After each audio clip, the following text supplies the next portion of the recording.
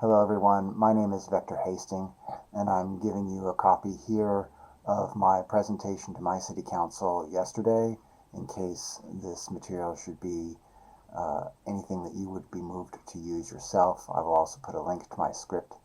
I misspoke shortly in, it was 252 years ago, not 152 years ago. Thank you and good luck to all of us. Okay, next up is Vector Hastings.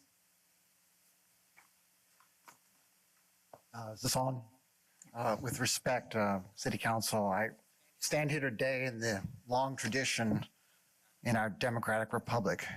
12 years ago, which is 152 years ago, our forebears in Boston, Massachusetts met for the first time in our history, voted to approve a proclamation by a democratic body to declare their rights and to call, quote, to the world as of the sense of this town, unquote. It's old speak, so it takes a while for them to get to the real point of it, where they call for, quote, a lift on the infringement and violations of those rights. These township proclamations eventually led to our Declaration of Independence, which was the last time we fought a tyrant in this country. So it is in that spirit and in the hope that small acts of courage from townships like ours can lead to the courage our country needs right now, that I stand here to ask you to enter onto your agenda as soon as possible a resolution which I will now read.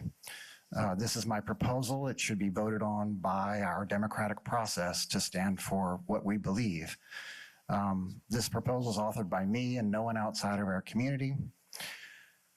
Whereas in the case of Kilmar Armando Garcia et al. V. Christinome et al., case number 8:25-CV-951-PC, in the U.S. District for the District of Maryland, which was affirmed on appeal by the United States Supreme Court in a 9-0 decision, the deportation of El Salvador's Secot prison of Kilmar Armando Garcia was, quote, wholly lawless, unquote, in the words of the judge's memorandum opinion dated April 6, 2025.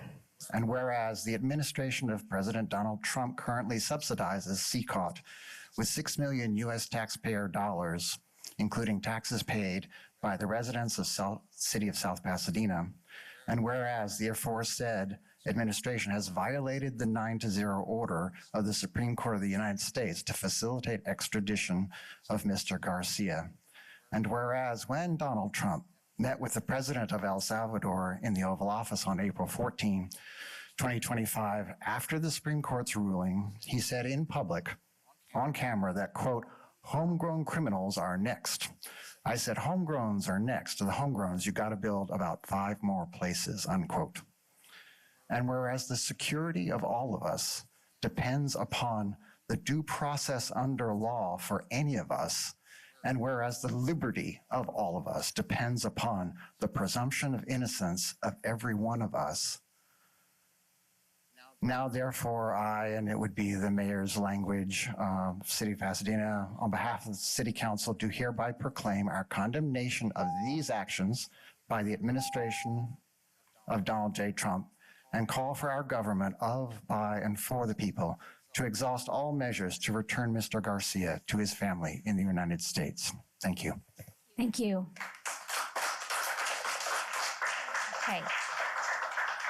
Next is